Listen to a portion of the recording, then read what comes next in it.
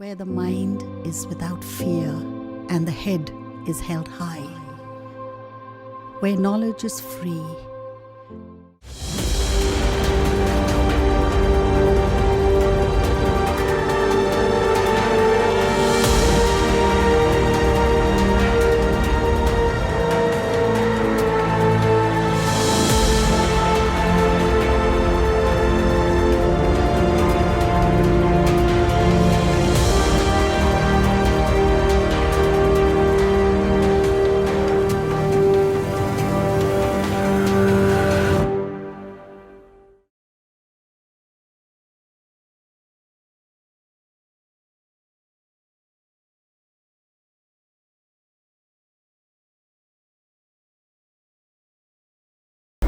প্রিয় ছাত্রছাত্রী, আশা করি তোমরা সবাই ভালো আছো।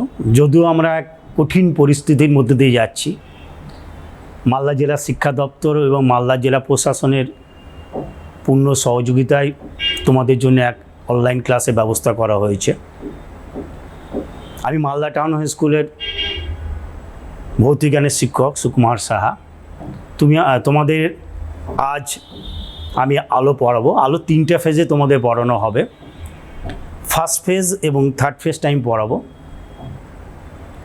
এবং মনে রাখবে, আলো কিন্তু একটা ভাইটাল চ্যাপ্টার তোমাদের, কারণ এখান থেকে মাধ্যমিকে কিন্তু বেশ কিছুটা অংশ আসে। 2 নম্বর ভাগে কোশ্চেন থাকে, 3 নম্বরের কোশ্চেনও থাকে এবং শর্ট কোশ্চেনও থাকে।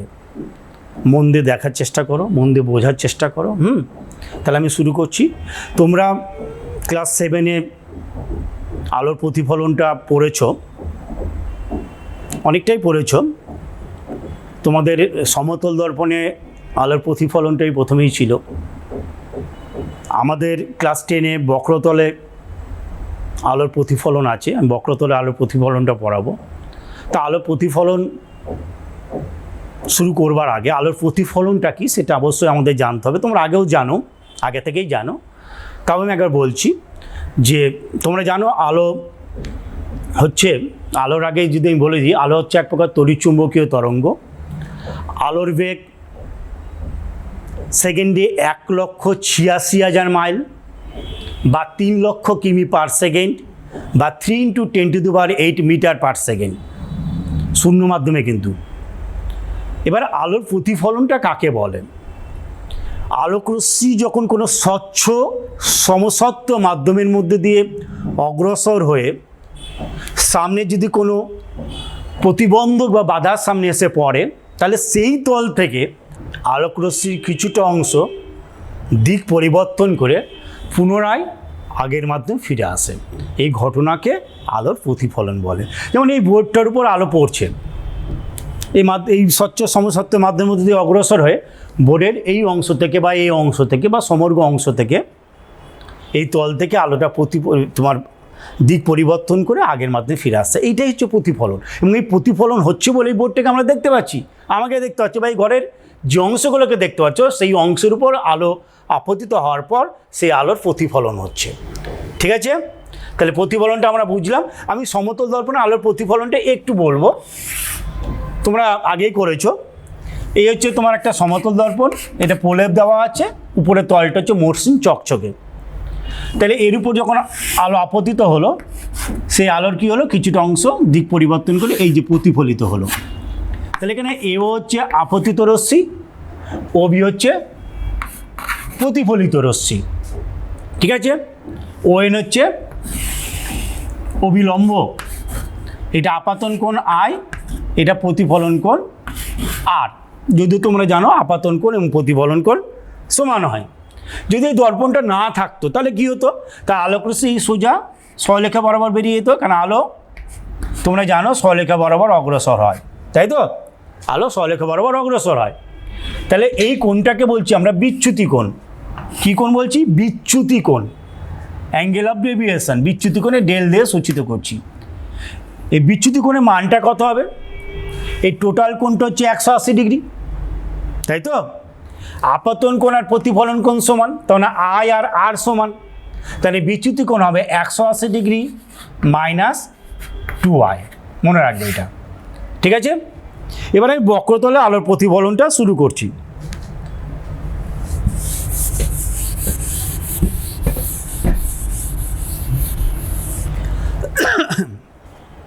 বক্রতলে আলোর প্রতিফলন।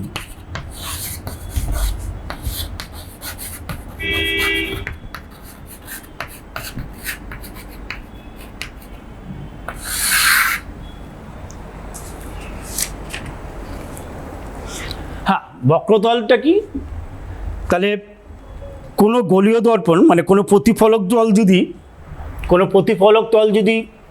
কোনো গোলকের অংশ হয়, কোনো প্রতিফলক তল যদি কোনো গোলকের অংশ হয়, তখন তাকে বলছি, সেই গোলকের অংশটাকে বলছি গোলীয় দর্পণ। তাহলে কোনো প্রতিফলক তল যদি কোনো গোলকের অংশ হয়, তখন সেই গোলকের অংশটিকে আমরা গোলীয় দর্পণ বলছি। গোলীয় দর্পণ হচ্ছে আমাদের দুই প্রকার। গোলীয় দর্পণ আমরা এটাকে ভাগ করছি অবতল দর্পণ, কনকেভ মিরর, আর হচ্ছে উত্তল দর্পণ, কনভেক্স মিরর। অবতল দর্পণ কাকে বলে? কোনো গোলীয় দর্পণের যদি ভিতরের দিকটা মসৃণ ও চকচকে হয়, কোনো গোলীয় দর্পণের ভিতরের দিকটা যদি মসৃণ ও চকচকে হয়, কিন্তু বাইরের দিকটা কী হবে? অস্বচ্ছ হবে বা প্রলেপ দেওয়া থাকবে, তখন সেটা হচ্ছে অবতল দর্পণ। ঠিক আছে? তাহলে এইটা হচ্ছে অবতল দর্পণ। উত্তল দর্পণটা কি? উত্তল দর্পণ হচ্ছে কোনো গোলীয় দর্পণের বাইরের দিকটা যদি মসৃণ ও চকচকে হয়, কিন্তু ভিতরের দিকটা হবে অস্বচ্ছ বা ভিতর দিকে তোমার প্রলেপ দেওয়া থাকে, অস্বচ্ছ হবে। তাহলে বাইরের দিকটা হচ্ছে মসৃণ ও চকচকে, তাহলে এইটা হচ্ছে আমাদের উত্তল দর্পণ। উত্তল দর্পণ, অবতল দর্পণ তোমরা হয়তো অনেকেই দেখেছো, বা আমরা খুব ন্যাচারাল হইতেই বাড়িতে যে স্টিলের চামচ থাকে, সে স্টিলের চামচ দেখবে চকচকে, নতুন চামচ হলে খুব ভালো হয়। তো স্টিলের চামচের উপরের অংশটা, যেটা দিকটা হচ্ছে উপরেরটা, সেটা হচ্ছে উত্তল ভাগ। তার সামনে যদি তুমি তোমার মুখটাকে রাখো, দেখবে মুখটাকে তোমার ছোট দেখাচ্ছে এবং সোজাসুজি দেখাচ্ছে, অসৎ প্রতিম্ব অ্যাকচুয়ালি হবে। আমরা প্রতিম্ব পরে আলোচনা করছি। এবার উল্টে দিলা, যেখানে আমরা জল বা কোনো ওষুধ কিছু খাচ্ছি, চামচের যে অংশটা সেটা হচ্ছে অবতল পাট। সেটা যদি খুব কাছে আনো চামচটাকে, তাহলে অবতল অংশের আমাদের একটা প্রতিম্ব তৈরি হবে, যেবার সেটা সোজা হচ্ছে। এবার এই চামচটাকে তুমি দূরে নিয়ে যাও, অবতল পাটটাকে, দেখবে তোমার প্রতিম্বটা উল্টো হয়ে যাচ্ছে। তাহলে আমরা একটা চামচকে উত্তল এবং অবতল দর্পণ হিসেবেও ব্যবহার করতে পারি। ঠিক আছে? এবার হচ্ছে দর্পণের ক্ষেত্রে মধ্যবিন্দু।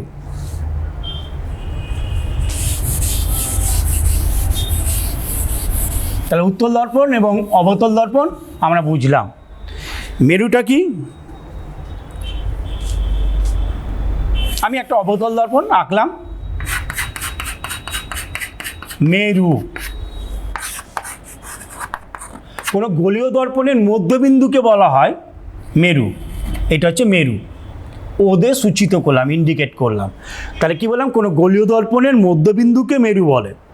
এবার আমাদের কি আছে? বক্রতা কেন্দ্র। কোনো গোলীয় দর্পণ একটা কি হচ্ছে? একটা গোলকের অংশ। কোনো গোলীয় দর্পণ হচ্ছে একটা গোলকের অংশ, সেই গোলকের কেন্দ্রকে বলা হচ্ছে বক্রতা কেন্দ্র। ঠিক আছে? এবার হচ্ছে প্রধান অক্ষ। বক্রতা কেন্দ্রকে আমরা সিধে সূচিত করি। প্রধান অক্ষ, বক্রতা কেন্দ্র এবং মেরু, বক্রতা কেন্দ্র ও মেরু সংযোগকারী সহলেখাকে বলা হচ্ছে, বক্রতা কেন্দ্র এবং মেরু সংযোগকারী সহলেখাকে বলা হচ্ছে প্রধান অক্ষ। এটা হচ্ছে প্রধান অক্ষ, এটা হচ্ছে বক্রতা কেন্দ্র। ঠিক আছে? বক্রতা ব্যাসার্ধ। বক্রতা ব্যাসার্ধ কি? মেরু এবং বক্রতা কেন্দ্রের মধ্যে দূরত্বকে বক্রতা ব্যাসার্ধ বলা হচ্ছে, বা কোনো গোলীয় দর্পণের ব্যাসার্ধকে বলা হয় বক্রতা ব্যাসার্ধ। ঠিক আছে? এবার তোমাদের চলে আসো উন্মেষ। কোনো গোলীয় দর্পণের প্রান্তবিন্দু দুটোকে যুক্ত করলাম আমি, এই যে এই দুটো প্রান্ত M1 M2, এই যে সলেখাটা পাচ্ছি এইটা হচ্ছে উন্মেষ। M1 M2টা হচ্ছে উন্মেষ। ঠিক আছে? উন্মেষটা বড় হতে পারে, ছোট হতে পারে। আমি এটাকে এই করে দিলাম, যখন দেখো উন্মেষটা অনেক কমে গেল, এটা হচ্ছে উন্মেষ। তার দুটো প্রান্তবিন্দুকে যুক্ত করে আমরা যে সলেখাটা পাচ্ছি সেটা হচ্ছে উন্মেষ। ঠিক আছে? এবার চলে আসছে তোমাদের সূত্রটা। যদিও তোমরা প্রতিফলনের সূত্র আগেও করেছো। প্রতিফলনের সূত্র হচ্ছে আপতিত রশ্মি, প্রতিফলিত রশ্মি আপাতন বিন্দুতে প্রতিফলক তলের উপর অঙ্কিত অবিলম্ব সর্বদাই একই সমতলে থাকে। মানে এই বোর্ড থেকেই, এই বোর্ডের উপর আলো আপতিত হচ্ছে, এই বোর্ড থেকেই আলো প্রতিফলিত হচ্ছে, তো মানে একই তল থেকে কিন্তু ঘটনাটা ঘটছে। সেই জন্য বলা হচ্ছে আপতিত রশ্মি, প্রতিফলিত রশ্মি, আপাতন বিন্দুতে প্রতিফলক তলের উপর অঙ্কিত বিলম্ব সর্বদাই একই সমতলে থাকে। 2 নম্বর হচ্ছে আপাতন কোণ ও প্রতিফলন কোণ সর্বদাই সমান হবে, তোমরা আগেও করেছো এটা। এবার হচ্ছে ফোকাস, এটা নতুন জিনিস তোমাদের কাছে, ফোকাস। আমাদের অবশ্যই এটাকে বলছি মুখ্য ফোকাস। তার আগে তোমরা অভিসারী রশ্মি, অপসারী রশ্মি ও সমান্তর রশ্মি সম্বন্ধে তোমাদের ধারণা আছে, তাও আমাকে বলে দিচ্ছি। অভিসারী রশ্মি মানে যখন কোনো আলোক রশ্মি একটা বিন্দুতে এসে মিলিত হয়, আলোক রশ্মির ক্ষেত্রে কিন্তু অ্যারো সাইন মাস্ট, তীর চিহ্নটা। আলোক রশ্মি যখন কোনো নির্দিষ্ট বিন্দুতে এসে মিলিত হয় তখন সেটা হচ্ছে অভিসারী রশ্মি। তাহলে দেখা এখানে ও বিন্দুতে এসে মিলিত হচ্ছে, এটা অভিসারী রশ্মি। আলোক রশ্মি যখন কোনো একটা বিন্দু থেকে চারিদিকে ছড়িয়ে যাচ্ছে তখন সেটা হচ্ছে অপসারী আলোক রশ্মি, ঠিক আছে। আর এইটা হচ্ছে সমান্তরাল আলোক রশ্মি, এটা কখনো কোথাও মিলিত হয় না, এগুলো হচ্ছে সমান্তরাল আলোক রশ্মি।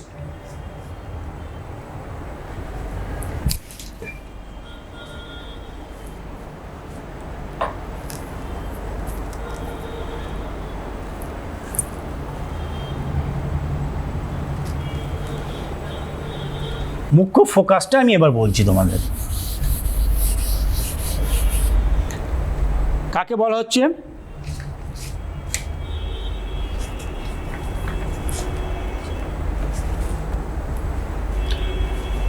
আমি একটা অবতল দর্পণের ছবি আঁকছি, উত্তল দর্পণের ক্ষেত্রেও বলবো। প্রলেপ দেওয়া আছে, এটা হচ্ছে ভিতরের দিকটা হচ্ছে প্রতিফলক তল, সেটা মসৃণ ও চকচকে হয়। এটা হচ্ছে প্রধান অক্ষ, তোমরা আগে বলেছি আমি, এটা হচ্ছে মেরু, তাই তো। প্রধান অক্ষের সমান্তরাল কোনো আলোকরশ্মিগুচ্ছ যখন কোনো অবতল দর্পণের উপরে এসে আপতিত হয়, প্রধান অক্ষের সমান্তরাল কোনো আলোকরশ্মিগুচ্ছ যখন কোনো অবতল দর্পণের উপরে এসে আপতিত হয় তখন সে আলোকরশ্মি প্রতিফলনের পর প্রধান অক্ষের উপর অবস্থিত একটা নির্দিষ্ট বিন্দু থেকে মিলিত হয়। এই নির্দিষ্ট বিন্দুটিকে বলা হয় অবতল দর্পণের মুখ্য ফোকাস।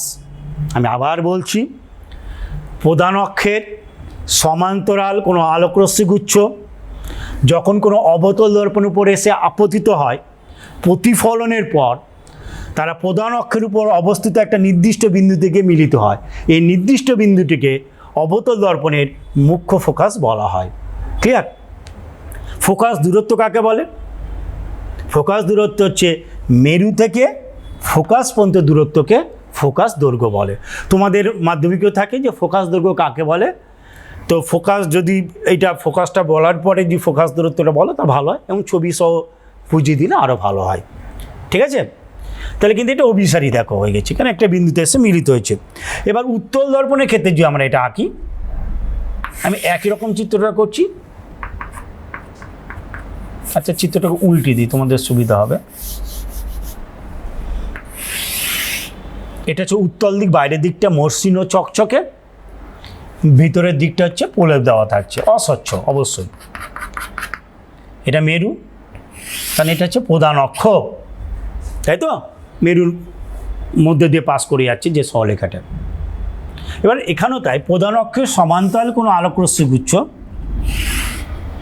যখন কোনো উত্তল দর্পণের উপর এসে আপতিত হয় তখন তারা কিন্তু অবতল দর্পণের মতো কোনো নির্দিষ্ট বিন্দুতে মিলিত না হয়ে মনে হবে প্রধান অক্ষের উপর অবস্থিত একটা নির্দিষ্ট বিন্দু থেকে আলোকরশ্মি নির্গত হচ্ছে বলে মনে হয়, বা অপস্থিত হচ্ছে বলে মনে হয়।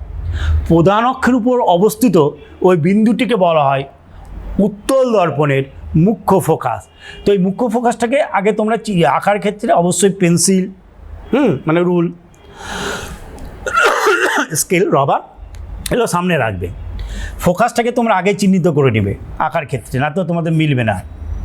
এটাকে ডট ডট করে লাইন করে আগে করে দাও, মিলিয়ে দাও, ডট ডট লাইন।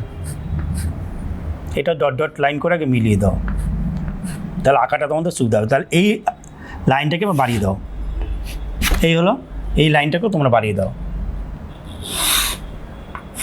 তাহলে কি হচ্ছে ঘটনাটা দেখো ভালো মতো, যে প্রধান অক্ষের সমান্তরাল আলোকরশ্মিগুচ্ছ এসে পড়লো, পড়ার পরে তাহলে কী হলো, তারা দেখো অপসারী আলোকরশ্মিগুচ্ছ পরিণত হলো, অপসারী ছড়িয়ে গেল।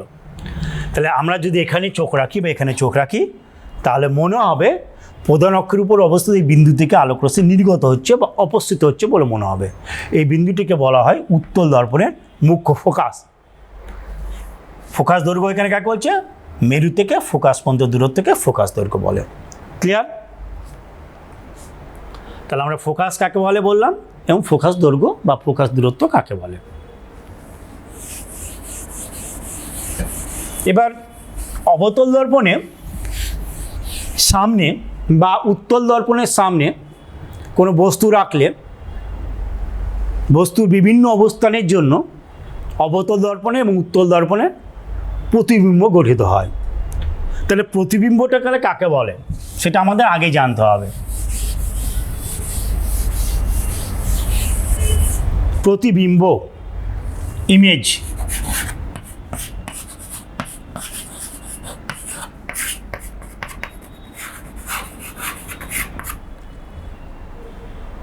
প্রতিবিম্ব কাকে বলছে, কোনো বিন্দু উৎস থেকে নির্গত আলোকরশ্মিগুচ্ছ নির্গত হওয়ার পরে হয় তারা প্রতিফলন বা প্রতিসরণের পর যখন তারা কোনো নির্দিষ্ট বিন্দু থেকে মিলিত হয় বা কোনো বিন্দু থেকে আলোকরশ্মি নির্গত হচ্ছে বা অপস্থিত হচ্ছে বলে মনে হয়, তখন সেই দ্বিতীয় বিন্দুটিকে প্রথম বিন্দুর প্রতিবিম্ব বলা হয়।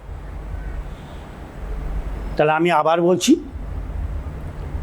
কোনো বিন্দু উৎস থেকে নির্গত আলোকরশ্মিগুচ্ছ প্রতিফলন বা প্রতিসরণের পর যখন কোনো নির্দিষ্ট বিন্দু থেকে মিলিত হয় বা কোনো বিন্দু থেকে আলোকরশ্মি নির্গত হচ্ছে বা অপস্থিত হচ্ছে বলে মনে হয়, তখন সেই দ্বিতীয় বিন্দুটিকে প্রথম বিন্দুর প্রতিবিম্ব বলে।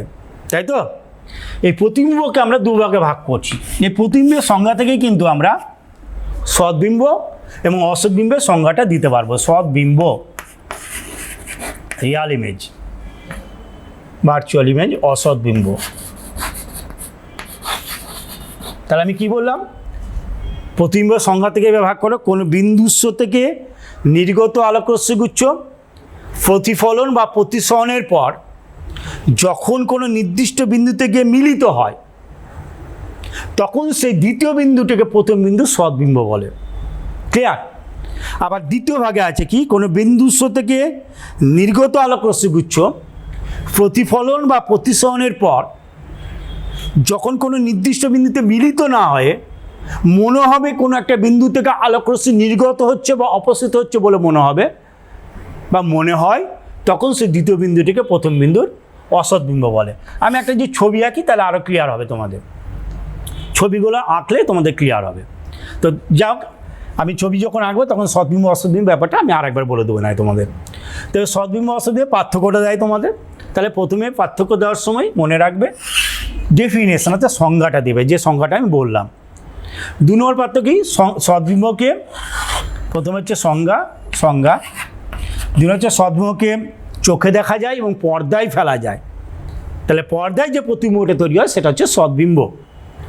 অসদ্বিম্বকে অবশ্যই চোখে দেখা যায় কিন্তু পর্দায় ফেলা যায় না। 3 নম্বর পয়েন্ট হচ্ছে সদ্বিম্ব বস্তুর সাপেক্ষে উল্টো হয় বা অবশিষ্ট হয়। সদ্বিম্ব বস্তুর সাপেক্ষে উল্টো বা অবশিষ্ট হয়।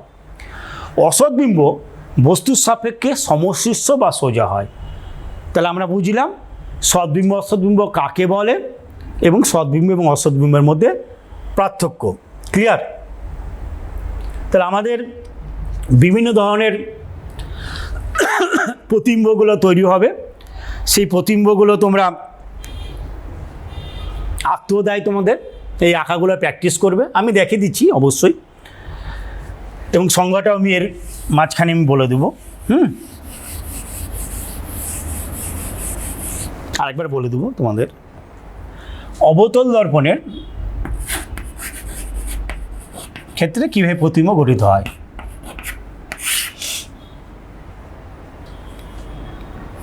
অনেক ছবি আছে, তোমরা আঁকার জন্য রুল কম্পাস, রুল, স্কেল অবশ্যই রাবার রাখবে, তাহলে আঁকাগুলো হবে। আঁকাগুলো দেয় মাধ্যমিকে। এটা হচ্ছে প্রধান অক্ষ, মেরু সংযোগকারী সরলরেখা, ঠিক আছে। এটা হচ্ছে ফোকাস, এটা হচ্ছে বক্রতা কেন্দ্র। আমি প্রমাণ করব যে ওসিটা হচ্ছে বক্রতা ব্যাসার্ধ, ওএফ হচ্ছে ফোকাস দূরত্ব, বক্রতা ব্যাসার্ধ ফোকাস দূরত্বের দ্বিগুণ হয়, প্রমাণ করছি আমি। তার আগে আমি একটা ছবি বলে দিই যে আমি কি করলাম, অসীম মানে বহু দূরে অবস্থিত, অসীম এবং বক্রতা কেন্দ্রের মাঝে আমি একটা বস্তুকে প্লেস করলাম, পিকিউ একটা বস্তুকে রাখলাম, ঠিক আছে। এই পিকিউ বস্তু থেকে উপরের পোর্শন থেকে ছবিটা বোঝার চেষ্টা, সব ছবি একই রকমভাবে আঁকতে হবে। পিকিউ বস্তু থেকে নির্গত আলোকরশ্মি পিআর ধরলাম, প্রধান অক্ষের সমান্তরাল, কিউআর। তাহলে পিকিউ বস্তুর কিউ অংশ থেকে প্রধান অক্ষের সমান্তরাল একটা আলোকরশ্মি পড়ল আর বিন্দুতে, দর্পণের M1 M2 হচ্ছে দর্পণটা। তোমরা ফোকাসের সংজ্ঞাটা জানো যে প্রধান অক্ষের সমান্তরাল যখন কোনো আলোকরশ্মি কোনো দর্পণের উপরে এসে পড়ে, প্রতিফলনের পর সেটা কী হবে, ফোকাস এফ এর মধ্যে দিয়ে যাবে, ঠিক আছে। আর একটা আলোকরশ্মি কী হবে, তোমার কি হবে, বক্রতা কেন্দ্রের মধ্যে দিয়ে যাবে। কার মধ্যে যাবে, বক্রতা কেন্দ্রের মধ্যে দিয়ে। তাহলে আরেকটা আলোকরশ্মিকে বক্রতা কেন্দ্রের মধ্যে দিয়ে পাস করা। মনে রাখবে যে সকল আলোকরশ্মি বক্রতা কেন্দ্রের মধ্যে দিয়ে পাস করে তারা যখন দর্পণ উপরে এসে পড়ে, দর্পণ উপর লম্বভাবে পড়ে, তো লম্বভাবে পড়লে তাহলে আবার সেটা কী হবে, রিটেস দ্য সেম পাথ, আগের পথেই ফিরে যাবে। তাহলে এখানে দুটো আলোকরশ্মি কী হলো, পি ড্যাশ বিন্দু থেকে মিলিত হলো, তাই তো, পি ড্যাশ বিন্দু থেকে মিলিত হলো। এখানে এই পি ড্যাশ থেকে প্রধান অক্ষের উপর একটা লম্ব টানা হলো, পি ড্যাশ কিউ ড্যাশ। এই পি ড্যাশ কিউ ড্যাশ হচ্ছে পিকিউ বস্তুর সদ্বিম্ব। তাহলে সদ্বিম্বের সংজ্ঞাটার ক্ষেত্রে আমি কী বলেছিলাম, দেখো, কোনো বিন্দুস্ব থেকে নির্গত আলোকরশ্মিগুচ্ছ প্রতিফলন বা প্রতিসরণের পর, তাহলে এখানে কী হচ্ছে, প্রতিফলন বা প্রতিসরণের পর যখন কোনো নির্দিষ্ট বিন্দুতে গিয়ে মিলিত হয়, এখানে নির্দিষ্ট বিন্দুতে গিয়ে মিলিত হয়েছে, ঠিক আছে, তখন সেই দ্বিতীয় বিন্দুটিকে প্রথম বিন্দুর সদ্বিম্ব বলে। এবং আরেকটা বলেছিলাম, সদ্বিম্ব বস্তুর সাপেক্ষে উল্টো হয়। দেখো, এইটা প্রধান অক্ষের উপর বস্তুটা ছিল, এটা প্রধান অক্ষের নিচে তৈরি হয়েছে, ক্লিয়ার। তাহলে এই পি ড্যাশ কিউ ড্যাশটা হচ্ছে পিকিউ বস্তুর কি সদ্বিম্ব, পি ড্যাশ কিউ ড্যাশ হলো পিকিউ বস্তুর সদ্বিম্ব, ক্লিয়ার। তাহলে সদ্বিম্ব। এবার আমি একটা অসদ্বিম্ব আঁকছি।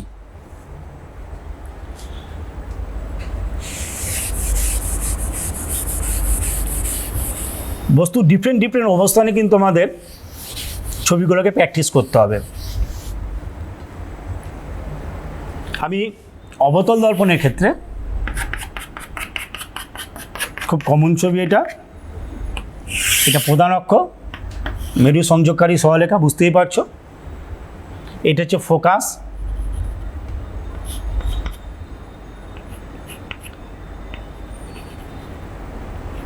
বক্রতা কেন্দ্র।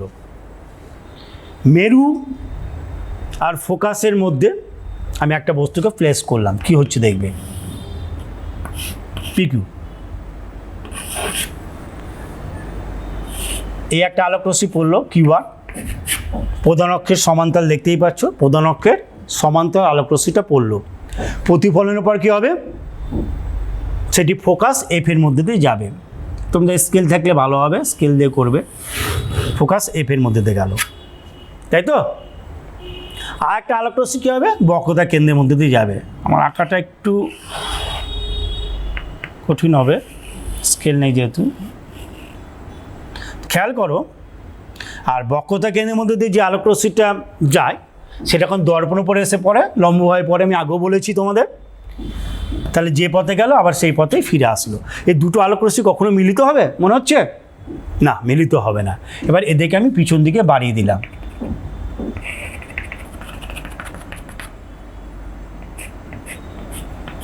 স্কেল থাকলে খুবই ভালো হবে, ছবি সুন্দর আসবে।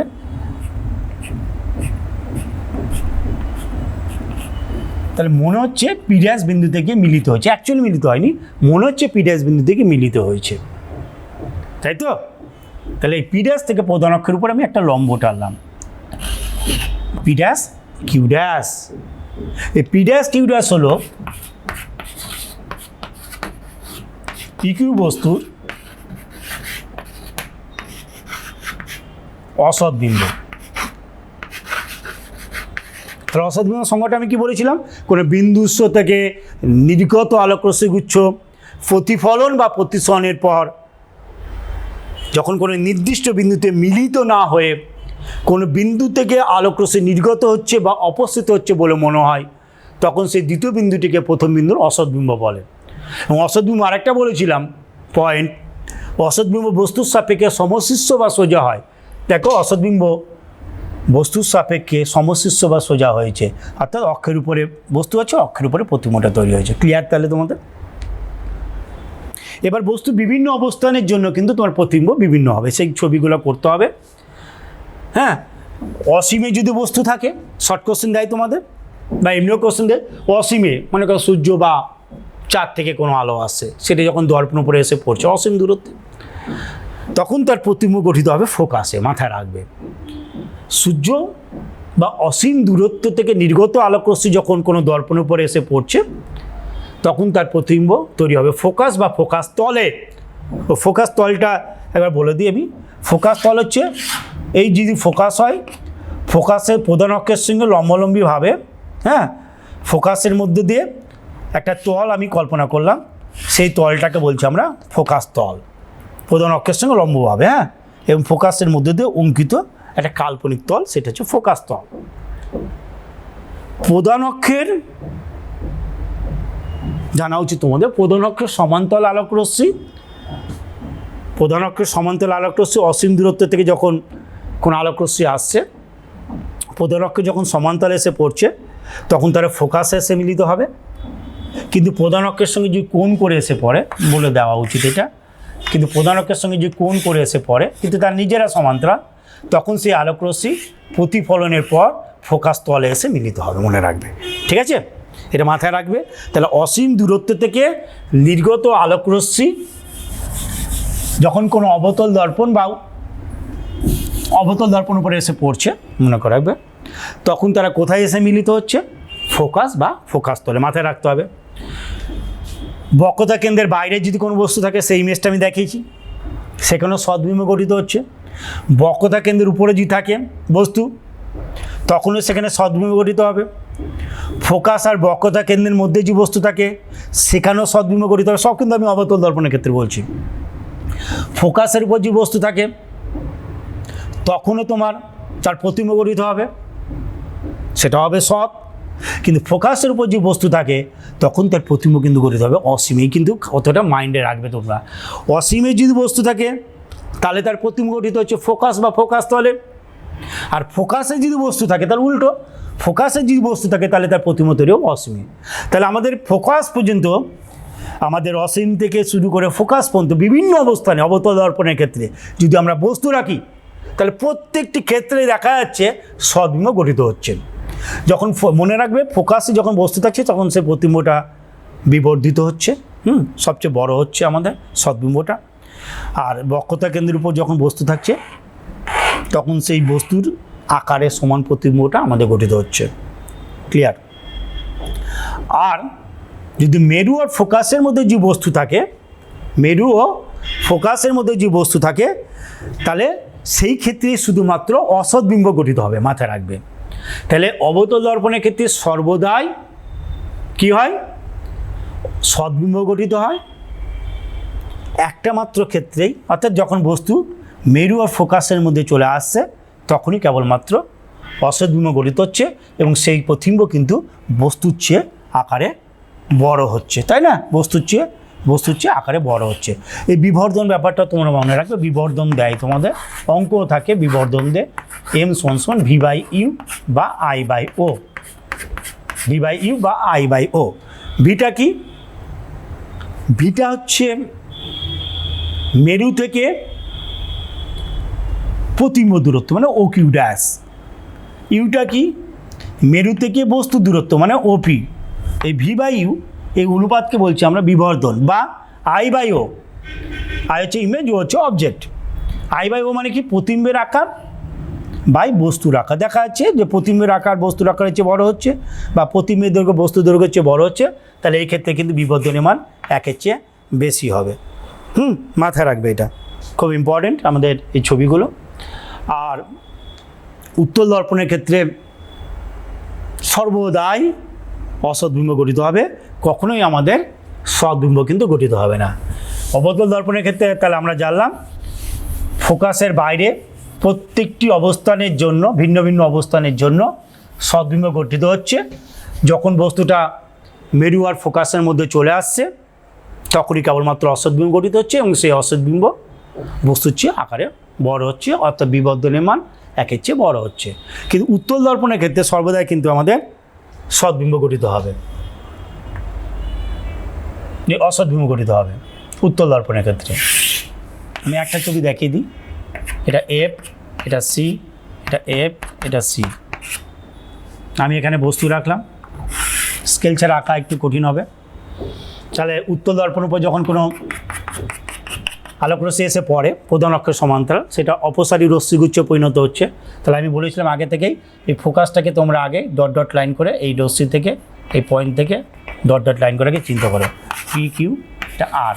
তাহলে এই রশ্মিটাকে আমি এবার এটাকে বাড়িয়ে দিলাম, আঁকার নিয়ম আছে কিন্তু। হ্যাঁ, আমার একটু বেড়ে গেল, এইটা আর এস মনে করো। আর যেটা দর্পণের উপর লম্বভাবে পড়ছে সেটা বক্রতা কেন্দ্রে মনে করো, আঁকার নিয়ম আছে। এই ডট ডট লাইন করে এটা বাড়িয়ে দিলাম। তাহলে আলোকরশ্মি মিলিত হচ্ছে কি? কারণ এখানে আলোকরশ্মি যেতেই পারছে না, কারণ এখানে প্রলেপ দেওয়া আছে। তাহলে মনে হবে পি ড্যাশ বিন্দু থেকে মিলিত হয়েছে। পি ড্যাশ কিউ ড্যাশ এখান থেকে লম্ব টানলাম, পি ড্যাশ কিউ ড্যাশ হলো পি কিউ বস্তুর অসৎবিম্ব এবং এই অসৎবিম্বর আকার সর্বদা বস্তুর চেয়ে আকারে ক্ষুদ্র হবে। তাহলে উত্তল দর্পণের ক্ষেত্রে একটা মনে রাখবে, উত্তল দর্পণের ক্ষেত্রে প্রতিবিম্ব সর্বদা অসৎ হবে এবং প্রতিবিম্বের আকার সর্বদাই বস্তুর চেয়ে ক্ষুদ্র হবে। ঠিক আছে, এবার চলে আসছি খুব ইম্পর্টেন্ট একটা প্রমাণ তোমাদের। আর সমান 2f, বক্রতা ব্যাসার্ধ ফোকাস দূরত্বের দ্বিগুণ। Very very important. আর সমান 2f প্রমাণ, বক্রতা ব্যাসার্ধ ফোকাস দূরত্বের দ্বিগুণ।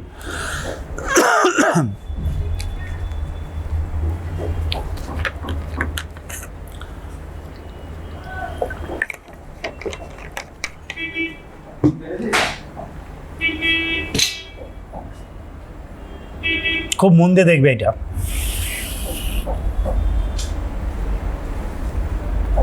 এটা একটা অবতল দর্পণ, বারের দিকটা প্রলেপ দেওয়া আছে। এটা মেরু, তাই তো? এটা প্রধান অক্ষ, মেরু প্রধান অক্ষ এটা। এবার হচ্ছে প্রধান অক্ষের সমান্তরাল কোনো আলোকরশ্মি অবতল দর্পণের উপরে এসে পড়ল, এটা ফোকাসকে চিহ্নিত করে নাও, এটা সি বক্রতা কেন্দ্র। তাহলে প্রধান অক্ষের সমান্তরাল যখন কোনো আলোকরশ্মি এসে পড়ল, প্রতিফলনের পর সেটি ফোকাস এফ এর মধ্যে দিয়ে যাবে। তোমরা ফোকাসের সংজ্ঞা জানো, ক্লিয়ার? তাহলে পিকিউ একটি আলোকরশ্মি M1 M2 অবতল দর্পণের উপর এসে আপতিত হলো। কোথায় আপতিত হলো? কিউ বিন্দুতে।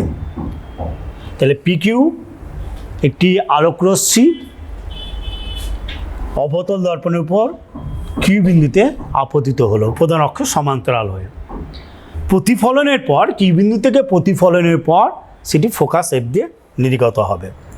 এবার আমি কিউসি যুক্ত করলাম।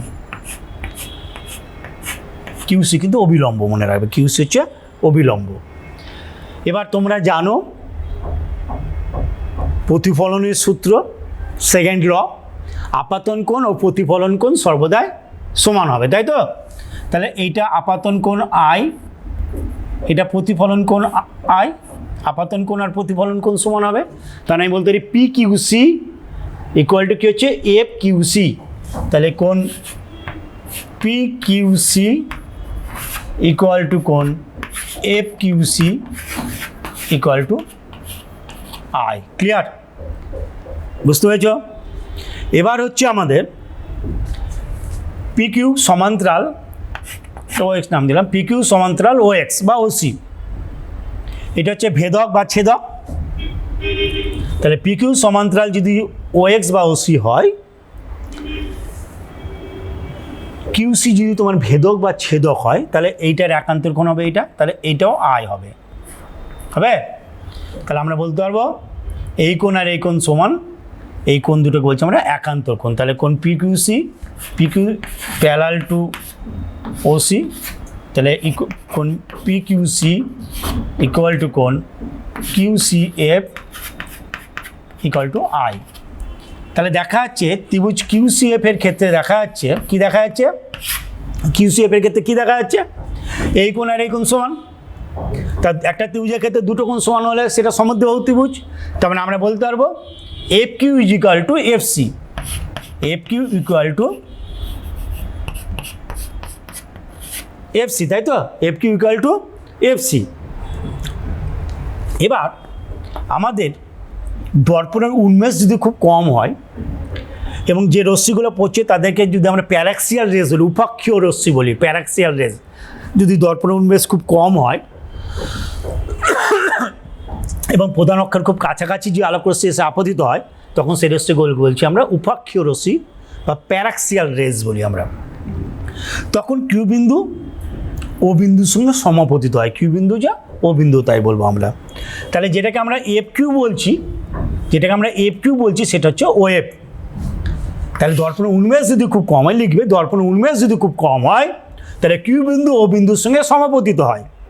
ক্লিয়ার? তাহলে এফ কিউ ইকুয়ালটা আমরা কি বলতে পারবো, এফও বা ও এফ বলছি। ক্লিয়ার? এবার ও এফ মানে কি, এখানে ও এফ মানে হচ্ছে বক্রতা ব্যাসার্ধ, ও এফ মানে ও এফ মানে হচ্ছে ফোকাস দৈর্ঘ্য স্মল এফ, আর ওসিটা হচ্ছে বক্রতা ব্যাসার্ধ আর। ক্লিয়ার? আচ্ছা, এফ সি আর এফ কিউ সমান, তাহলে এফ, তাই তো? তাহলে এফ কিউ ইকুয়াল টু আমরা পেলাম ও এফ পেয়েছি। আবার এফ সি ইকুয়াল টু আমরা কি বলতে পারবো, ও এফ বলতে পারবো। তাহলে এবার ও সি ইকুয়াল টু কি পাচ্ছ, ও এফ প্লাস এফ সি, ও এফ প্লাস এফ সি। তাহলে ও সি ইকুয়াল টু কি, আর ও এফ মানেটা কি, এফ, এফ সি মানে দেখালাম ও এফ, তাহলে এইটাও এফ, তাহলে হয়ে গেল টু এফ। তাহলে R is equal to two F. তাহলে বক্রতা ব্যাসার্ধ ফোকাস দূরত্ব দ্বিগুণ, ফোকাস দূরত্ব হচ্ছে বক্রতা ব্যাসার্ধের অর্ধেক। খুব ইম্পর্টেন্ট একটা প্রমাণ এটা। তাহলে আমি আর একবার বলে দিই, এটা খুব তাড়াতাড়ি বলে দিচ্ছি। প্রধান অক্ষের সমান্তরাল একটা আলোকরশ্মি একটা আলোকরশ্মি পি কিউ অবতল দর্পণ উপরে এসে আপতিত হলো কিউ বিন্দুতে। প্রতিফলনের পর কিউ বিন্দু থেকে প্রতিফলনের পর সেটি ফোকাস এফের মধ্যে দিয়ে নির্গত হবে, তাই তো? এবার আমি কিউসি যুক্ত করলাম, কিউসি হচ্ছে অবিলম্ব। তোমরা প্রতিফলনের সূত্র অনুযায়ী বলতে পারো আপাতন কোণ আর প্রতিফলন কোণ সমান। এখানে পি কিউসি এটা আমাদের আপাতন কোণ, আর প্রতিফলন কোণ হচ্ছে সি কিউ এফ। তাহলে আপাতন কোণ আর প্রতিফলন কোণ সমান হয়ে গেল। এবার পি কিউ সমান্তরাল ও এক্স, কিউসি হচ্ছে ভেদক, তাহলে এইটার একান্তর কোণ এইটা। তাহলে কি দেখা যাচ্ছে, তাহলে দেখা যাচ্ছে এইটার এটা সমান হচ্ছে এই কোণ। তাহলে এইটা হচ্ছে একটা সমদ্বিবাহু ত্রিভুজ এফ কিউসি। তাহলে আমরা বলতে পারবো F Q equal to F C, তাই তো? F Q equal to F C. যদি দর্পণ উন্মেষ খুব কম হয়, তাহলে এই রশ্মিগুলোকে আমরা উপাক্ষীয় রশ্মি বা প্যারাক্সিয়াল রেজ হিসাবে ভাবি, তখন কিউ বিন্দু ও বিন্দুর সঙ্গে সমাপতিত হয়। তাহলে এফ কিউকে আমরা বলতে পারবো তখন কি বলবো, এফও। আবার এফ সিকেও আমরা ও এফ বলতে পারবো, কারণ এফ সি আর এফ কিউ সমান। তাহলে আমাদের এখানে বসালাম R is equal to two F প্রমাণ হয়ে গেল।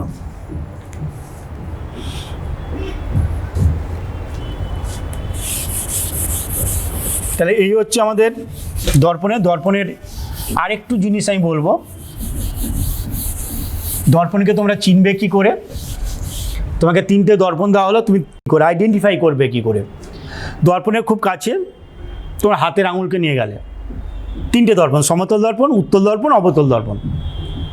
দর্পণের খুব কাছে আমি বস্তুকে নিয়ে গেলাম, বা আমার হাতের আঙুলকে নিয়ে গেলাম, বা একটা পেনকে নিয়ে গেলাম খুব কাছে, সে যে ক্ষেত্রে প্রতিবিম্বের আকার বস্তুর আকারের সমান হবে সেটা হচ্ছে সমতল দর্পণ। যে ক্ষেত্রে প্রতিবিম্বের আকার বস্তুর আকারের চেয়ে ক্ষুদ্র হবে সেটা হচ্ছে উত্তল দর্পণ। আর যে ক্ষেত্রে প্রতিবিম্বের আকার বস্তুর আকারের চেয়ে বড় হবে সেটা হচ্ছে অবতল দর্পণ। এবং অবতল দর্পণের ক্ষেত্রে তোমরা আরেকটা জিনিস বুঝতে পারবে খুব ভালো, যে দর্পণটাকে তুমি দূরে সরিয়ে দাও বস্তু থেকে, আস্তে আস্তে দেখবে আস্তে আস্তে কী হচ্ছে, যে প্রতিবিম্বটা সোজা হয়েছিল সেটা দেখবে আস্তে আস্তে উল্টে যাচ্ছে। কেন এই অবতল দর্পণের ক্ষেত্রে আমি বলেছিলাম যে বস্তু যখন মেরু আর ফোকাসের মধ্যে চলে আসে তখনই কেবলমাত্র অসৎবিম্ব গঠিত হয়। অবতল দর্পণের ক্ষেত্রে ফোকাসের বাইরে যখন বস্তু চলে আসছে তখন আমাদের সৎবিম্ব গঠিত হয় প্রত্যেকটি অবস্থানের জন্য। তার 3টে দর্পণকে আমরা খুব সহজেই চিনতে পারবো। আমি একটা পেন নিলাম, পেনকে আমি কী করলাম, 3টে ক্ষেত্রে দর্পণে খুব সামনে নিয়ে আসলাম। যে ক্ষেত্রে প্রতিবিম্বের আকার বস্তুর আকারের সমান হবে সেটা হচ্ছে সমতল দর্পণ। যে ক্ষেত্রে প্রতিবিম্বের আকার বস্তুর আকারের চেয়ে ছোট হবে সেটা হবে উত্তল দর্পণ। আর যে ক্ষেত্রে প্রতিবিম্বের আকার বস্তুর আকারের চেয়ে বড় হবে সেটা হচ্ছে অবতল দর্পণ। ঠিক আছে? এবার ব্যবহার দেয় এগুলো তোমাদের শর্ট কোশ্চেন, যে মোটর গাড়ির ভিউ ফাইন্ডার হিসাবে আমরা কোন দর্পণকে ব্যবহার করি? মোটর গাড়ির ভিউ ফাইন্ডার।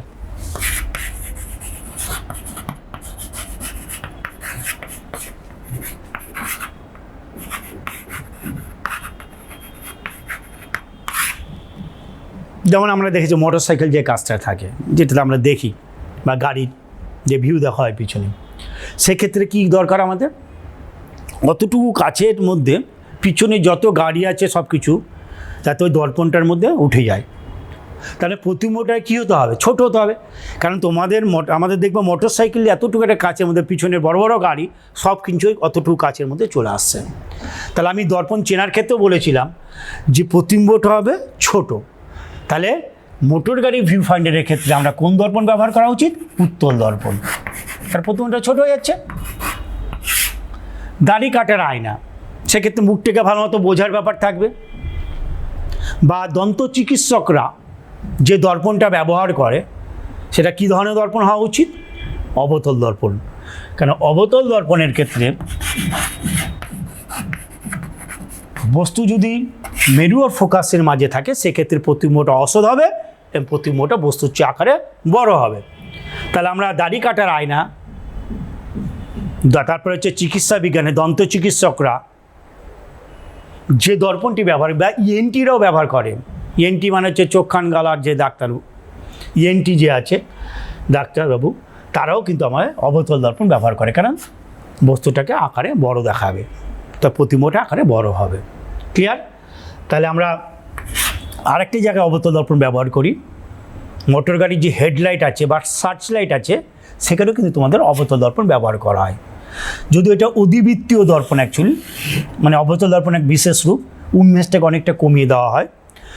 যে এটা হচ্ছে দর্পণ, তো এটা হচ্ছে দর্পণের ভিতর দিকটা প্রলেপ করা আছে। দর্পণের ফোকাসে আমি ফিলামেন্টটাকে রাখলাম, বাল্বটাকে রাখলাম। তাহলে কী হবে? এই ফিলামেন্ট থেকে আলোকরশ্মি যখন এসে পড়ছে, এই দর্পণটার উপর এসে পড়ছে, কী সুন্দর ব্যাপারটা দেখবে। তাহলে এটা সমান্তরালভাবে নির্গত হচ্ছে এবং বহুদূর পর্যন্ত সেই আলোকটা যেতে পারছে। তাহলে আমরা মোটর গাড়ির যে হেডলাইট বা মোটর সাইকেলের যে হেডলাইট বা সার্চ লাইট, সেখানেও আমরা অবতল দর্পণ ব্যবহার করি। ক্লিয়ার? তাহলে দর্পণের ব্যবহার আমরা বুঝলাম। অনেকগুলো ক্ষেত্রে অবতল দর্পণ ব্যবহার করা হচ্ছে। দাড়ি কাটার আয়না, দন্ত চিকিৎসকরা যাতে দাঁতটাকে ভালো মতো বোঝে যায় সেখানেও ব্যবহার করছে অবতল দর্পণ। ইএনটিরা ব্যবহার করছে, ইএনটি ডাক্তারবাবুরা। ইভেন আমাদের যে মোটর গাড়ির যে হেডলাইট আছে বা সার্চ লাইট আছে, যেখানে আমাদের অন্ধকার আলো ফেলা হচ্ছে যখন, সেক্ষেত্রে আমাদের অবতল দর্পণ ব্যবহার করা হচ্ছে। কিন্তু অবতল দর্পণ এক বিশেষ রূপ, সেটা হচ্ছে অধিবৃত্তীয় দর্পণ। হ্যাঁ, মনে রাখবে। আর মোটর গাড়ির ভিউ ফাইন্ডার, যেখানে আমরা পিছনে সব কিছু যানবাহনকে দেখছি, মোটর গাড়ি বা মোটর সাইকেলের যে লাইট বলছি, যে আয়নাটা আছে, সেই আয়নায় আমরা সব কিছু দেখতে পাচ্ছি, সেটা হচ্ছে আমাদের উত্তল দর্পণ, মনে রাখবে। তাহলে আমাদের দর্পণ কমপ্লিট। এবার চলে আসছি আমরা প্রতিসরণ। প্রতিফলনও হয়ে গেল, তোমাদের যা ছিল টোটালটাই বলে দিলাম। এবার হচ্ছে প্রতিসরণ।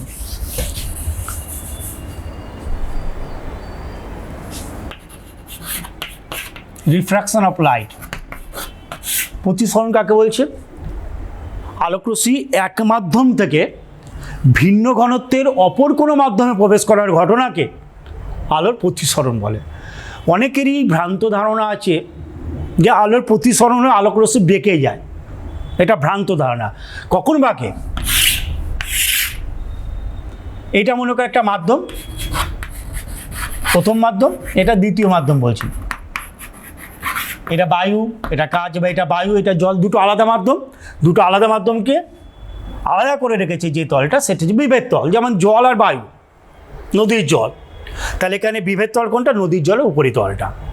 ঠিক আছে, এই দুটো মাধ্যমকে আলাদা করে রেখেছেন। যে আলোকরশ্মি কখন বেঁকে যাচ্ছে? যখন আলোকরশ্মি তীর্যকভাবে দুই মাধ্যম বিভেদ তলের উপরে এসে আপতিত হচ্ছে, তখন দ্বিতীয় মাধ্যমের মধ্যে দিয়ে যাওয়ার সময় সে আলোকরশ্মি বেঁকে যাচ্ছে, মনে রাখবে। আদারওয়াইজ আলোকরশ্মি যদি লম্বভাবে পড়ে, উইদাউট এনি ডেভিয়েশন, কোনো রকম না বেঁকে, আলোকরশ্মি কিন্তু সোজাভাবে বেরিয়ে যাবে। এক্ষেত্রে আপাতন কোণ অবশ্যই 0 ডিগ্রি। তাহলে আলোকরশ্মি, আলোর প্রতিসরণের ক্ষেত্রে আমরা সহজেই বলতে পারি আলোকরশ্মি এক মাধ্যম থেকে, এক স্বচ্ছ সমসত্ব মাধ্যম থেকে ভিন্ন ঘনত্বের অপর কোনো মাধ্যমে প্রবেশ করার ঘটনাকে আলোর প্রতিসরণ বলে। ক্লিয়ার? তাহলে যখন আমাদের লম্বভাবে পড়ছে, অর্থাৎ আপাতন কোণ 0 ডিগ্রি হচ্ছে, তখন কোনো রকম না বেঁকে আলোকরশ্মি সোজা বেরিয়ে যাচ্ছে, সেটা প্রতিসরণ। কিন্তু যখন তির্যকভাবে পড়ছে দুই মাধ্যমে বিভেদ তলের উপর, তখন সেই আলোকরশ্মি কিন্তু দ্বিতীয় মাধ্যমের মধ্যে দিয়ে যাওয়ার সময় বেঁকে যাচ্ছে। তাহলে এখানে আপাতন কোণ এইটা হচ্ছে আই, এটা হচ্ছে প্রতিসরণ কোণ আর। এ হচ্ছে আপতিত রশ্মি, ও বি হচ্ছে প্রতিসৃত রশ্মি। মিটি দিয়ে আমি আবার আঁকি।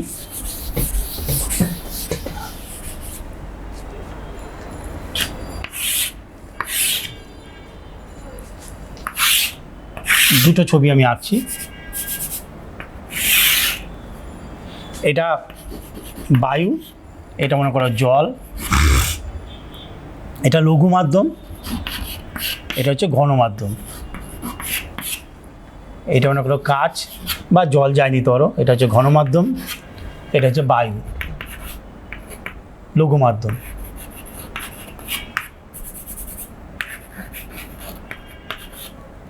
আলোকরশ্মি যখন লঘু মাধ্যম থেকে ঘন মাধ্যমের দিকে যাচ্ছে, তখন সেই আলোকরশ্মি এই হয়ে যাচ্ছে, অবিলম্বের দিকে এগিয়ে আসছে। দুটো ছবি আগে এঁকে দিচ্ছি, তারপর আমি বলছি আবার। এটা অবিলম্ব থেকে দূরে সরে যাচ্ছে। এ ও বি, N1 N2।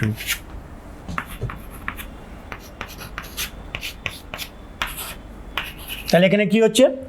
এ হচ্ছে আপতিত রশ্মি, এও আপতিত রশ্মি, ও বি প্রতিসৃত রশ্মি, ও হচ্ছে আপাতন বিন্দু, XY হচ্ছে বিভেদ তল, N1 N2 হচ্ছে অবিলম্ব, মনে রাখবে। এটা হচ্ছে আপাতন কোণ আই, এটা হচ্ছে প্রতিসরণ কোণ আর। আপতিত রশ্মি অবিলম্বের সঙ্গে যে কোণ উৎপন্ন করে তাকে বলছে আপতন কোণ। প্রতিসৃত রশ্মি অবিলম্বের সঙ্গে যে কোণ উৎপন্ন করে তাকে বলি আমরা প্রতিসরণ কোণ।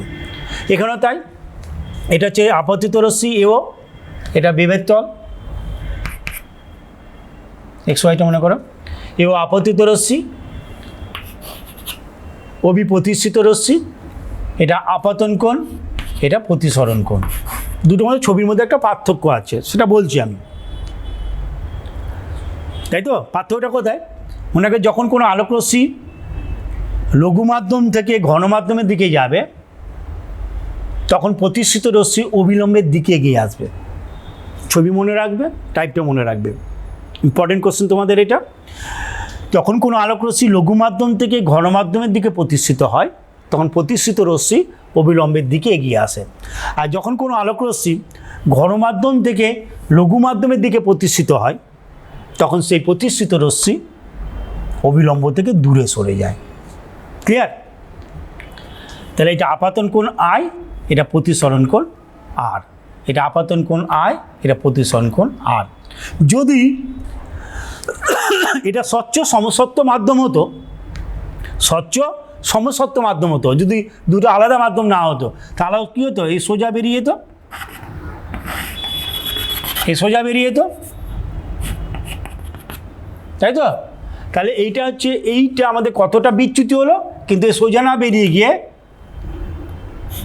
এই সোজা না বেরিয়ে গিয়ে আলোকরশ্মি কী হলো, অভিপথে প্রতিসরণ হলো। তাহলে এই যে এইটা কী হলো, এটা হচ্ছে বিচ্যুতি হলো, এই কোণটাকে হচ্ছে বিচ্যুতি কোণ। মাথায় রাখবে এই জিনিসগুলো।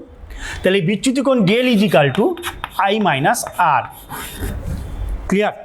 তাহলে যে ক্ষেত্রে আলোকরশ্মি লঘু মাধ্যম থেকে ঘন মাধ্যমে প্রতিষ্ঠিত হবে সেক্ষেত্রে বিচ্যুতি কোণ হবে আপাতন কোণ মাইনাস প্রতিসরণ কোণ। তার কারণ এখানে আপাতন কোণটা প্রতিসরণ কোণের চেয়ে বড় হচ্ছে। আর যে ক্ষেত্রে আলোকরশ্মি ঘন মাধ্যম থেকে লঘু মাধ্যমে প্রতিষ্ঠিত হচ্ছে, ঘন মাধ্যম থেকে লঘু মাধ্যমে প্রতিষ্ঠিত হচ্ছে, সেক্ষেত্রে দেখো প্রতিষ্ঠিত রশ্মি অবিলম্ব থেকে দূরে সরে গেছে। যদিও এক্ষেত্রেও তাই, যদি এই মাধ্যম দুটো আলাদা না থেকে একটা স্বচ্ছ সমসত্ব মাধ্যম হতো তাহলে আলোকরশ্মি সোজা বেরিয়ে যেত, সোজা বেরিয়ে না গিয়ে আলোকরশ্মি এই পথে গেছে, এখানে প্রতিসরণটা হয়েছে, তাহলে এই কোণটা হচ্ছে বিচ্যুতি কোণ, তাই তো?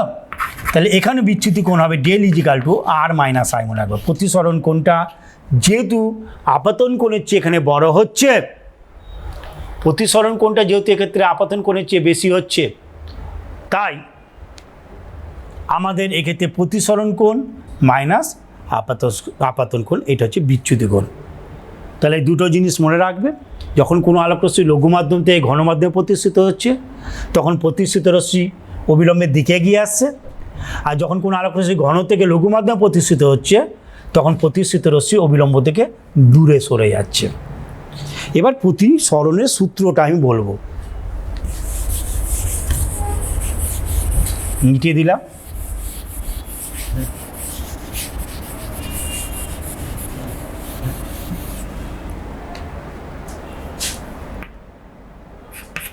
প্রতিসরণের সূত্র, লস অফ রিফ্র্যাকশন।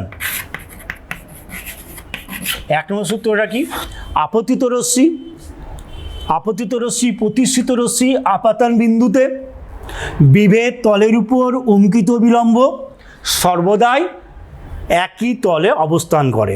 আমি আবার বলছি, প্রথম সূত্র হচ্ছে আপতিত রশ্মি প্রতিষ্ঠিত রশ্মি আপাতন বিন্দুতে বিভেদ তলের উপর অঙ্কিত বিলম্ব সর্বদাই একই তলে অবস্থান করে। দ্বিতীয় সূত্র হচ্ছে ভাইটাল ল, এটা বিজ্ঞানী স্নেল যেহেতু এটা সূত্রটা তৈরি করেছে তাই স্নেলের সূত্র নামে এটা পরিচিত। কি বলছে সূত্রটা, দুটো নির্দিষ্ট মাধ্যম ও নির্দিষ্ট বর্ণের আলোর ক্ষেত্রে আপাতন কোণের সাইন ও প্রতিসরণ কোণের সাইনের অনুপাত সর্বদাই ধ্রুবক হবে।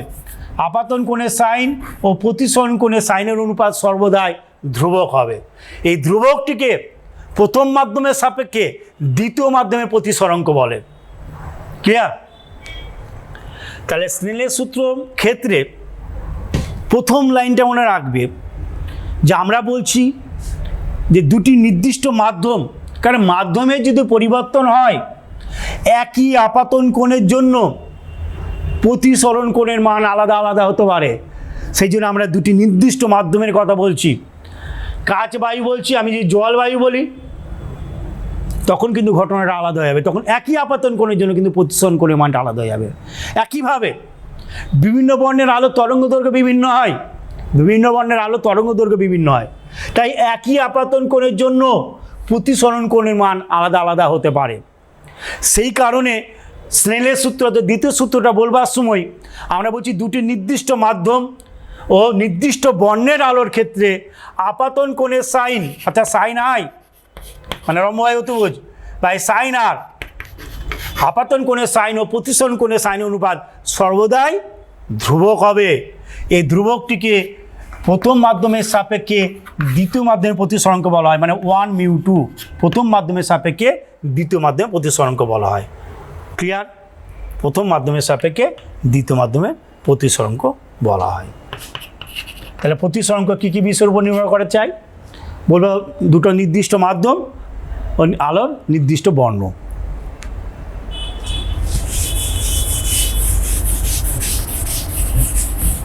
হাতে সময় কম, এবার এই জিনিসটা মনে রাখবে, a mu b is equal to 1/b mu a।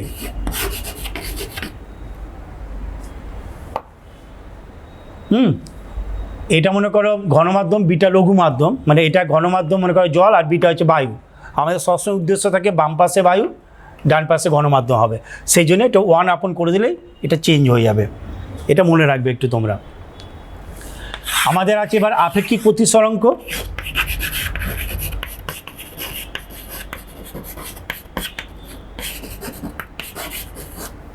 আর হচ্ছে পরম বা চরম প্রতিসরাঙ্ক। আপেক্ষিক প্রতিসরাঙ্ক কাকে বলে? একটি মাধ্যমের সাপেক্ষে অন্য একটি মাধ্যমের প্রতিসরাঙ্ককে বলা হয় আপেক্ষিক প্রতিসরাঙ্ক। একটি মাধ্যমের সাপেক্ষে অন্য একটি মাধ্যমের প্রতিসরাঙ্ককে বলা হয় আপেক্ষিক প্রতিসরাঙ্ক। আর যেমন a mu b, এখানে এটা হচ্ছে a mu b হচ্ছে একটা আপেক্ষিক প্রতিসরাঙ্ক বলতে পারি। a মাধ্যমের সাপেক্ষে b মাধ্যমের প্রতিসরাঙ্ক। ক্লিয়ার? এবার চরম প্রতিসরাঙ্ক কাকে বলবো? একইভাবে বলতে পারি আমরা, যদি এটা বায়ু বা শূন্য মাধ্যম হয়, যার সাপেক্ষে যে মাধ্যম আলোক রশ্মি আপতিত হচ্ছে সেটি বায়ু বা শূন্য মাধ্যম হয়, তাহলে বায়ু বা শূন্য মাধ্যমের সাপেক্ষে কোনো মাধ্যমের প্রতিসরাঙ্ককে বলা হয় চরম প্রতিসরাঙ্ক বা চরম প্রতিসরাঙ্ক মিউজিক্যালটা আমরা বলতে পারি। এই ফর্মুলাটা অবশ্যই মনে রাখবা, c/v। c/v, c হচ্ছে শূন্য মাধ্যমে আলোর গতিবেগ, v হচ্ছে আলোচ্য মাধ্যমে আলোর গতিবেগ। আলোচ্য মাধ্যম বলতে একটা আলোক রশ্মি তোমার জল মাধ্যমে বা কাচ মাধ্যমে প্রতিষ্ঠিত হলো, তাহলে বিভিন্ন মাধ্যমে আলোর বেগটা বিভিন্ন হয়। ঠিক আছে?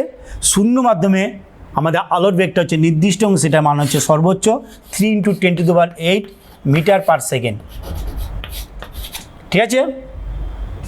এবার ভিটা মনে করো আমি কাচ মাধ্যম নিলাম, একটু বলেও দিই এটা। মনে করো কাচ মাধ্যমে একটা আলোক রশ্মি 2 × 10⁸ মিটার/সেকেন্ড বেগে প্রতিষ্ঠিত হলো। 2 × 10⁸ মিটার/সেকেন্ড। কাচের প্রতিসরাঙ্ক কত? আমরা চরম প্রতিসরাঙ্ক মিউজিক্যালটি কি জানি? c/v। সিটা ফিক্সড, শূন্য মাধ্যমে আলোর গতিবেগ 3 × 10⁸ মিটার/সেকেন্ড।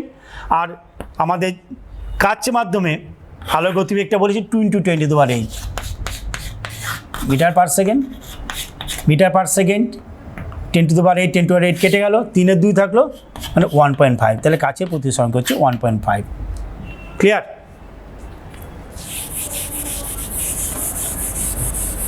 মনে রাখবে যে আলোর প্রতিসরণের ক্ষেত্রে কিন্তু আলোর বেগ, তরঙ্গ দৈর্ঘ্য এগুলো পরিবর্তন হয়, কিন্তু আলোর কম্পাঙ্ক ও দশা স্থির থাকে। আলোর কম্পাঙ্ক ও দশা স্থির থাকে। তাহলে এবার তোমরা প্রতিসরণের সূত্র বা এগুলো বলে দিলাম আমি। একটা জিনিস মনে রাখবে লাস্ট, আর হাতে আমাদের সময় নেই, লাস্ট আমি বলে দিচ্ছি। কাচের প্রতিসরাঙ্ক তোমাদের থাকে, কাচের প্রতিসরাঙ্ক 1.5 বলতে কি বুঝো? কোনো আলোকরশ্মি, হলুদ বর্ণের আলোকরশ্মিকে আমরা বলবো, কেন হলুদ বর্ণের আলোকরশ্মিকে আমরা মধ্যম বর্ণের আলোকরশ্মি বলি, তাই তো? কেন 7টা বর্ণের আলোকরশ্মি তরঙ্গ দৈর্ঘ্য গড় করলে হলুদ বর্ণের আলোকরশ্মি তরঙ্গ দৈর্ঘ্য সমান হয় VGR, violet, indigo, blue, green, yellow, orange and red. তাহলে কাচের প্রতিসরাঙ্ক 1.5 বলতে বুঝি যে কোনো আলোকরশ্মি, হলুদ বর্ণের আলোকরশ্মি বায়ু থেকে কাচে প্রতিষ্ঠিত হলে বায়ু মাধ্যমে আপাতন কোণের সাইন ও কাচ মাধ্যমে প্রতিসরণ কোণের সাইনের অনুপাত হবে 1.5। সাইন আই বাই সাইন আর ইজিক্যালটা আমি বলছি 1μ2, এটা ইজিক্যালটা হচ্ছে 1.5। এবং এই ফর্মুলাটা মনে রাখবে, এই ফর্মুলাতে কিন্তু তোমাদের অঙ্ক থাকবে। তাহলে কাচের প্রতিসরাঙ্ক 1.5 বলতে আমরা বুঝি যে কোনো হলুদ বর্ণের আলোকরশ্মি বায়ু থেকে কাচ মাধ্যমে প্রতিষ্ঠিত হলে আপাতন কোণের সাইন ও প্রতিসরণ কোণের সাইনের অনুপাত 1.5 হবে। ঠিক আছে? আর একটা জিনিস মনে রাখবা, আর একটা লাস্ট ফাইনাল, কচিস ল, তরঙ্গ দৈর্ঘ্যের সঙ্গে প্রতিসরণকের সম্পর্ক μ = a + b/λ²। তাই তরঙ্গ দৈর্ঘ্যের বর্গের ব্যস্তানুপাতিক হয়। ঠিক আছে, মিউ আর ল্যামডা যদি আমরা এটা গ্রাফ করি, এরকম প্যারাবোলিক একটা কার্ভ হয়। তাহলে মিউ এর সঙ্গে তরঙ্গ দৈর্ঘ্যের হচ্ছে সম্পর্কটা হচ্ছে বর্গের ব্যস্তানুপাতিক, এ ও বি হচ্ছে কনস্ট্যান্ট। যাই হোক, তাহলে তোমাদের যতটুকু আমি পড়ালাম মন দিয়ে একটু দেখবে একটু, হ্যাঁ, বইটাকে ভালো মতো দেখবে। তাহলে আমি এখানেই আপাতত শেষ করছি, এর পরের পার্টটা পরের শিক্ষক পড়াবেন।